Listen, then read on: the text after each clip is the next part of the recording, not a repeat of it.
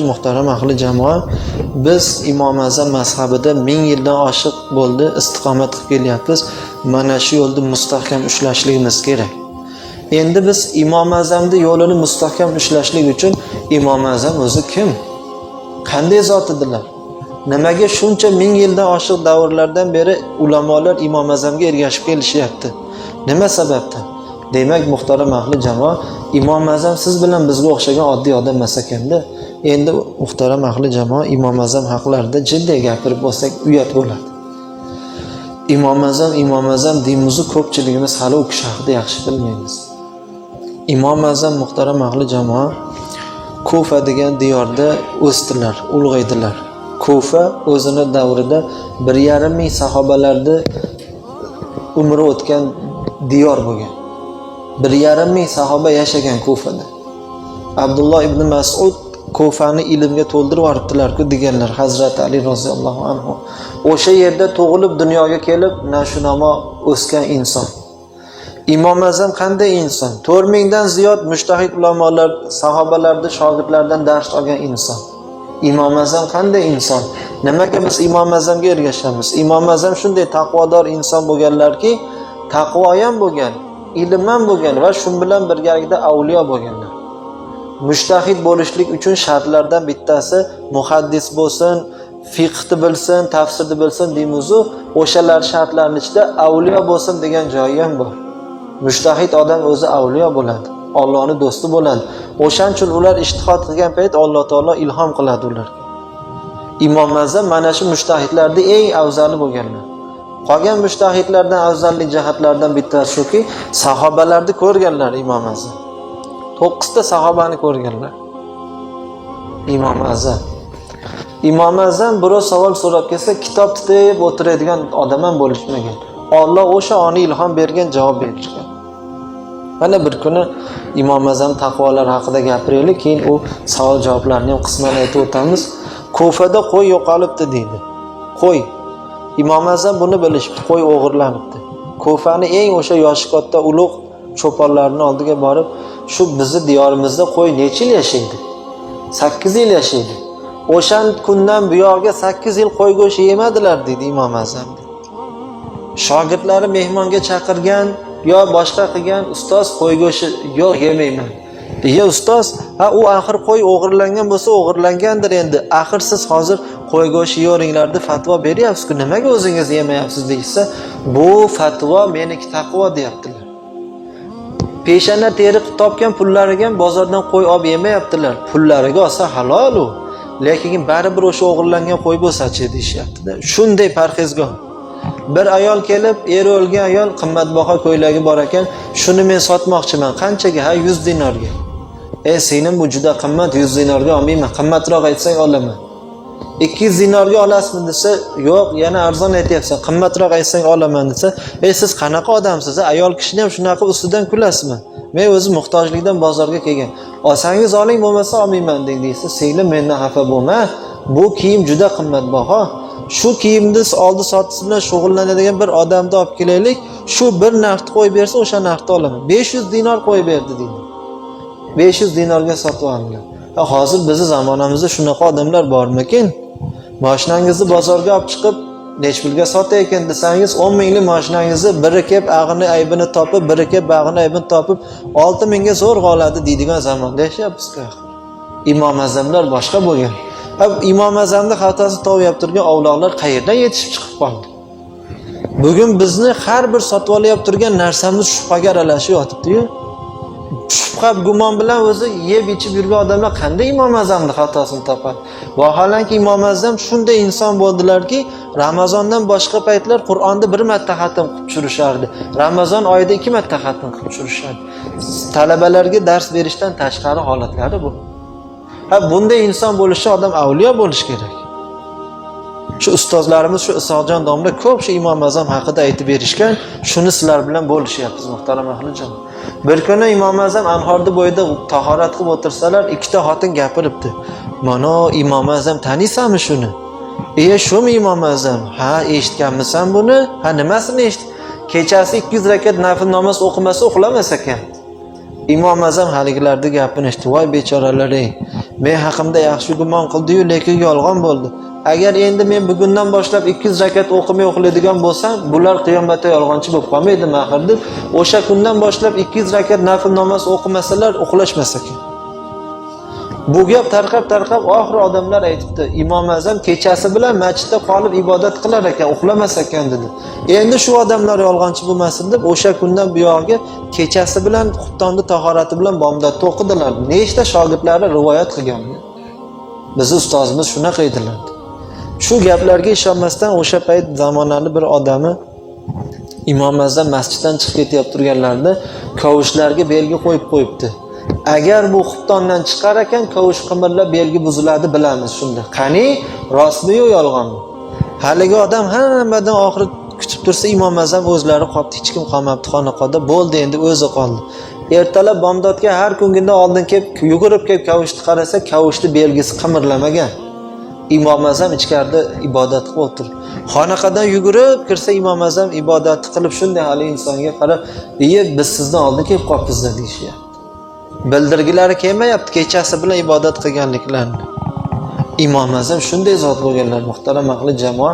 Biz bugun sizlar bilan tahorat qilib bemalol Zamsurani o'qib, Fotihani namozni o'qib ketyapmiz.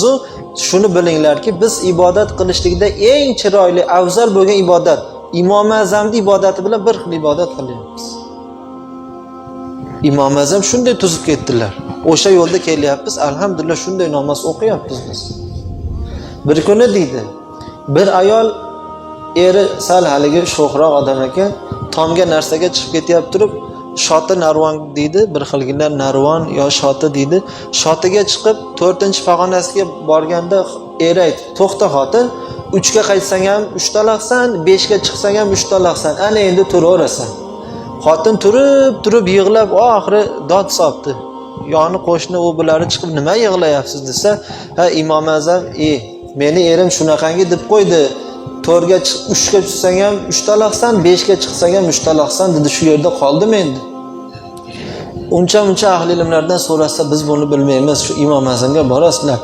Imom Azamning oldiga borib so'rashsa, "Hey, shuni ham savol qilib ko'tarib kelasizlarmi?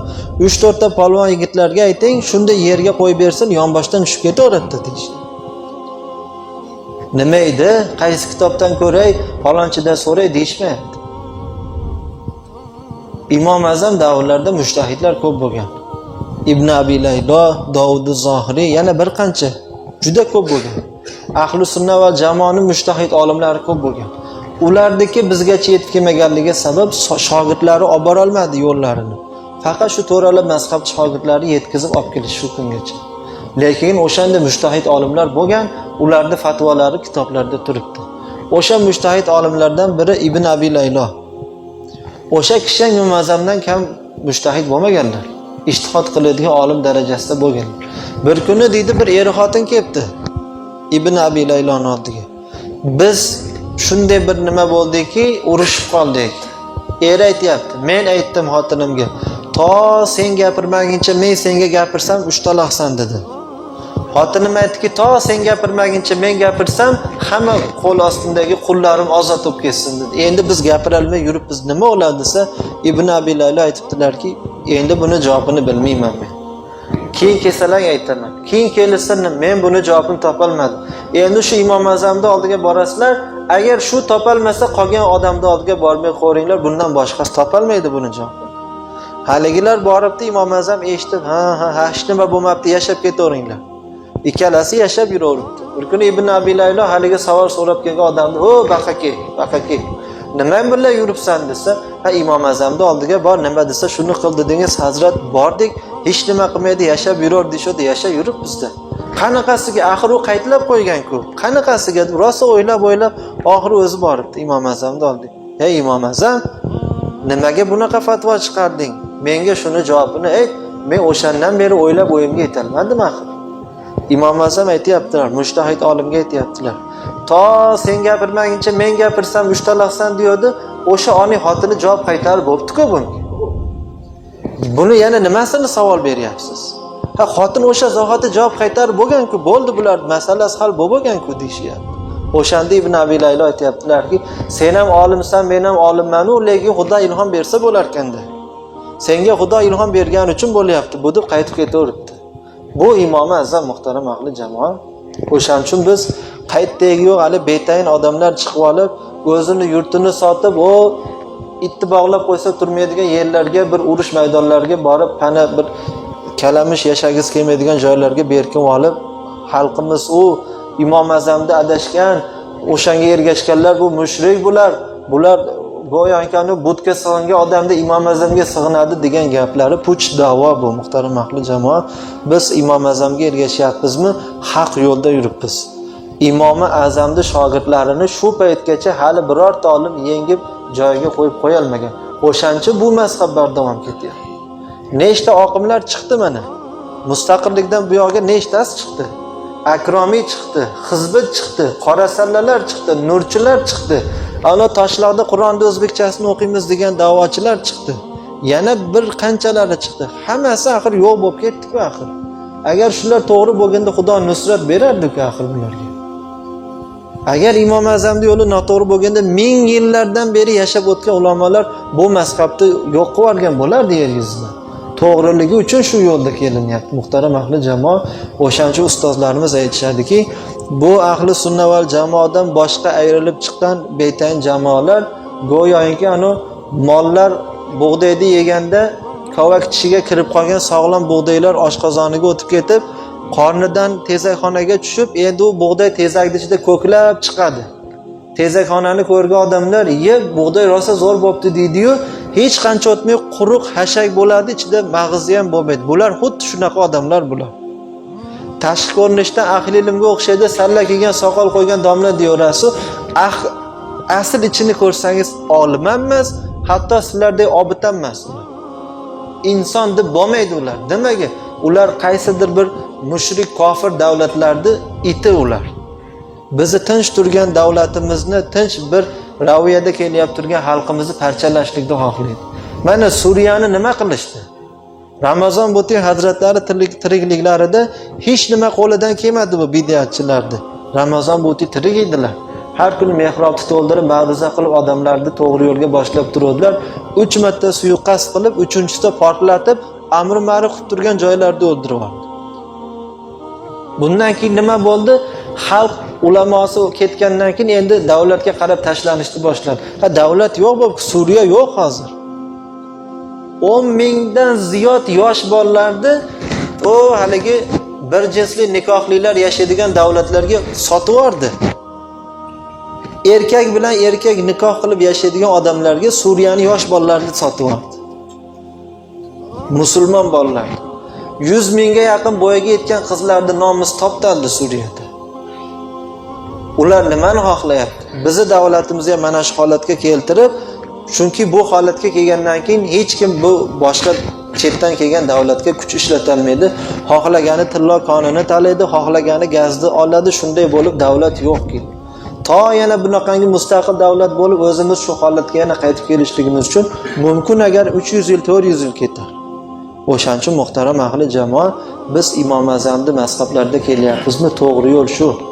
Boshqa yo'lga og'ishib, bu nimaga yurib qolmaylik muhtaram ahli jamoa. Shu 2000 dan oshiq masjidda imomlar faoliyat ko'rsatyapti turgan bo'lsa, bular hammasi ilmsiz odamlar emas. Ular madrasa ko'rgan, oyat hadis o'qiydigan, fiqh o'qigan, usul o'qigan, aqoid o'qigan insonlar axir. O'shaning uchun muhtaram ahli jamoa, hozir hali internetlarda saroy mollasi bu, tog'utni malaklari bu, davlat nima desa shuni deydigan, bu degan gaplarga ishonmayotmanglar. Bu imomlarning ham o'ziga yarasha zehni bor, fahm farosati bor, iymoni bor, aqli bor, ustozlari bor. Bular ham kim nima desa shuna shunaqami deb ketadigan odam emas axir. Ba'zi birlar chiqib qolgan bo'lsa, guruch kurmaksiz bo'lmaydi muhtaram ahli jamoa. Bu dinda dushmanlari dinda niqob qilib ichimizda ham bo'laveradi, tashqarida ham bo'laveradi.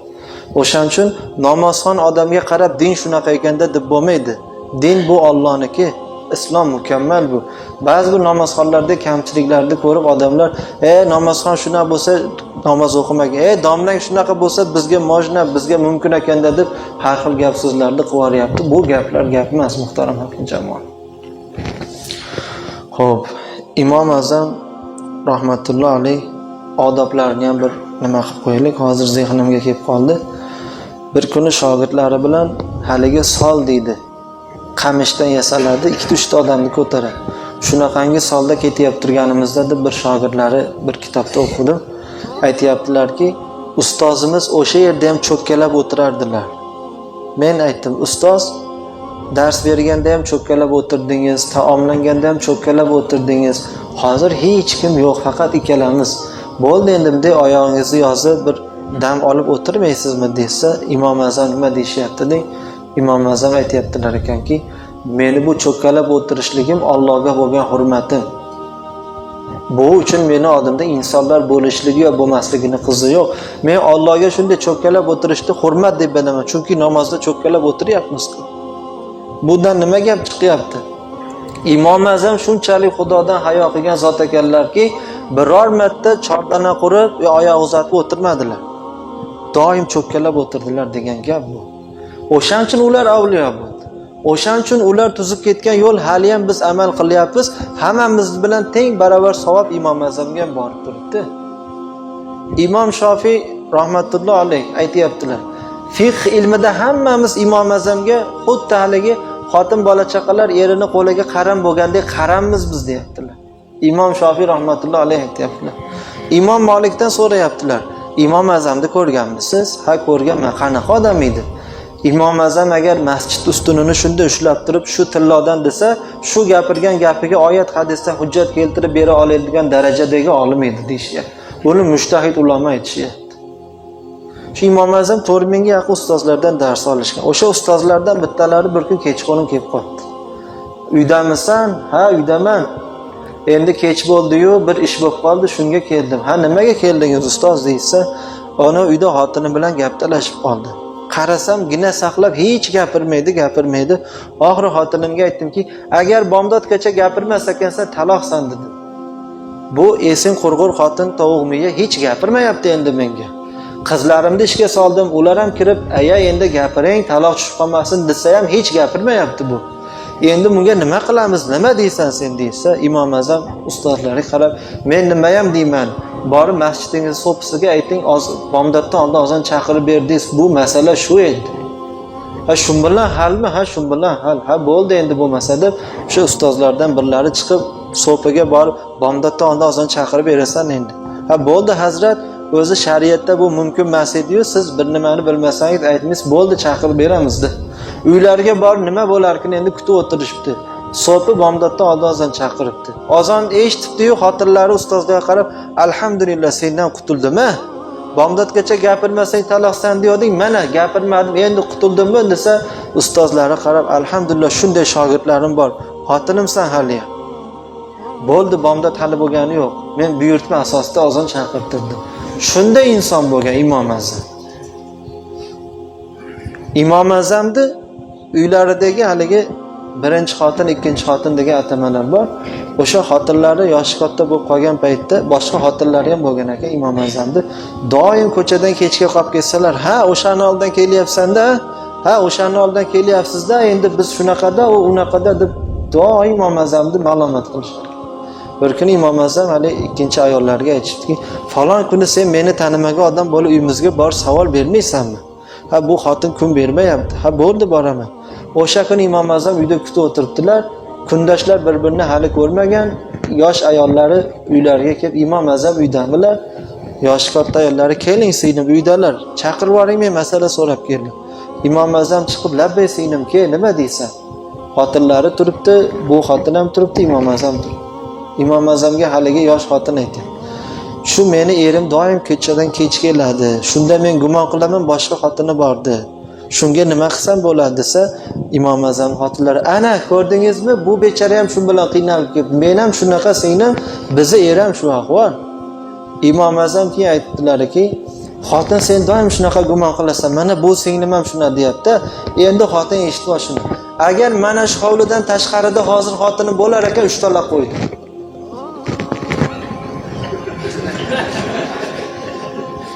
Katta xotinlari, "Hayriyat, bo'ldi endi ishondim dadasi, endi qachon kelsangiz kelavering, ishondim." Gap gapirildi, xotin chiqib ketdi. e'tibor berdi, tushunganlar kuldi o'shancha. Ikkala xotinam hovlida edi, shuni qaytlab, agar hozir hovlidan tashqarida meni xotinim bo'lsa ushtalardi. Mana shunday olim odam bo'lganlar Imom Azam rahmatullohi alayh. Endi hozirgi bu chiqqan hali bir tahoratni bir g'usulda ibdalab qila olmaydiganlar qanday Imom Azamni xatosini topadi? Shu sizlarga jumaga bizni Sog'jon domlamiz chiqardilar. Sog'jon domlamiz ko'p aytib beradilar-da Imom Azam haqida.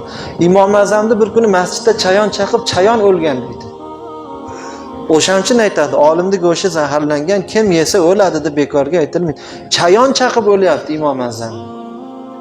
Muhtaram ahli jamoa, o'shaning uchun Alloh taologa ming millionlab biadat hamd sanolar aytaylikki, bizning yurtimizga Imom Azam mazhablari kirib keldi. Va shu raviyada ketyapmiz.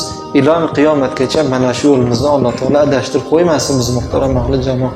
Va axiru da'wana alhamdulillahi robbil alamin. Suhbatimizni avvalida imom domlamiz aytishdi. Qorakalarimiz Qur'on o'qib berishadi. Keyin duo qilamiz. O'shaning uchun ovoz uzaytirgishni qorakalarimizga beramiz. Keyin inshaalloh qorakamiz duo qilib beradilar imom domlamiz. Rahmat hammalaringga. Xo'p.